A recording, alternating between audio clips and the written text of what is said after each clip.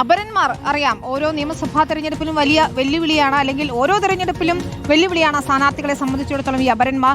അട്ടിമറിക്ക് വഴിയൊരുക്കുന്നതാണ് ഈ അപരന്മാരുടെ വരവ് എന്ന കാര്യത്തിൽ തർക്കമില്ല. മുഖ്യമന്ത്രി ഉൾപ്പെടെയുള്ള പ്രമുഖ നേതാക്കൾക്ക് വരെ അപരന്മാരുണ്ട്.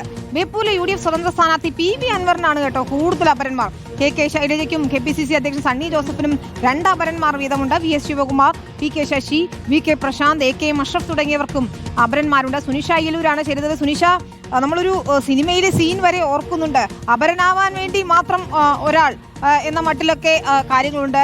അവസാന നിമിഷം വരെ സമ്മർദ്ദം ചെലുത്തുന്നവരാണ് അപരന്മാർ.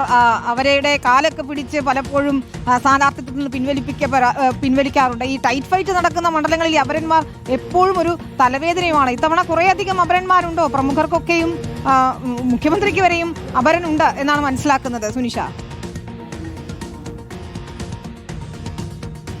അതെ വിനിത, അങ്ങനെ തന്നെയാണ്. ഏതായാലും തെരഞ്ഞെടുപ്പിന്റെ ഒരു ചിത്രം തെളിയുമ്പോൾ എല്ലായിടത്തും ഒട്ടുമിക്കയിടത്തും അപരന്മാരുണ്ട് എന്നുള്ളതാണ്. ഈ പറഞ്ഞതുപോലെ മുഖ്യമന്ത്രിക്കും ഉണ്ട് ഒരു AM വിജയൻ എന്ന പേരിൽ ഒരു അപരൻ വന്നിട്ടുണ്ട്.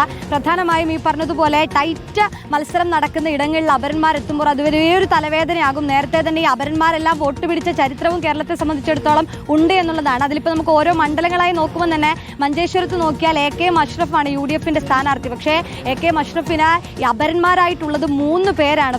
സ്വാഭാവികമായി നമുക്കറിയാം കഴിഞ്ഞ വർഷമൊക്കെ കഴിഞ്ഞ തെരഞ്ഞെടുപ്പിലൊക്കെ ഏത് രീതിയിലായിരുന്നു അവിടുത്തെ മത്സരം എന്ന്. സ്വാഭാവികമായും SDPI സ്ഥാനാർത്ഥി ഉൾപ്പെടെ 3 അഷ്റഫുമാരാണ് AK അഷ്റഫിന് അപരനായി എത്തുന്നത്. അതുകൊണ്ട് തന്നെ തെരഞ്ഞെടുപ്പിൽ അത് എങ്ങനെ ബാധിക്കും എന്നുള്ളതാണ്. അട്ടിമറി വിജയമൊക്കെ മറ്റിടത്തുണ്ടാകുമോ എന്നുള്ളതടക്കമുള്ള സംശയങ്ങൾ ഒരു ഭാഗത്തുണ്ട് എന്നുള്ളതാണ്. മറ്റൊരു പ്രധാനപ്പെട്ട കാര്യം, ബേപ്പൂരിലെ UDF സ്വതന്ത്രനായ PV അൻവറിന് തന്നെയാണ് അപരന്മാരിൽ കൂടുതൽ ആളുകൾ ഉള്ളത് എന്നുള്ളതാണ്. 3 ഈ അപരന്മാരെ വേണം ഈ തെരഞ്ഞെടുപ്പിൽ നേരിടാൻ എന്നുള്ളതാണ് ഏറ്റവും പ്രധാനപ്പെട്ട കാര്യം. സ്വാഭാവികമായി LDF സ്ഥാനാർത്ഥിയായ മുഹമ്മദ് റിയാസിനും ഒരു അപരനുണ്ട്. ഇനി നമ്മളെ പേരാവൂർ മണ്ഡലമാണ്. നേരത്തെ ഇപ്പോൾ KK ശൈലജ അടക്കം സംസാരിക്കുന്നത് നമ്മൾ കേട്ടു. പേരാവൂർ മണ്ഡലത്തിൽ KK ശൈലജക്കും അതേസമയം തന്നെ സണ്ണി ജോസഫിനും 2 വീതം അപരന്മാരുണ്ട്.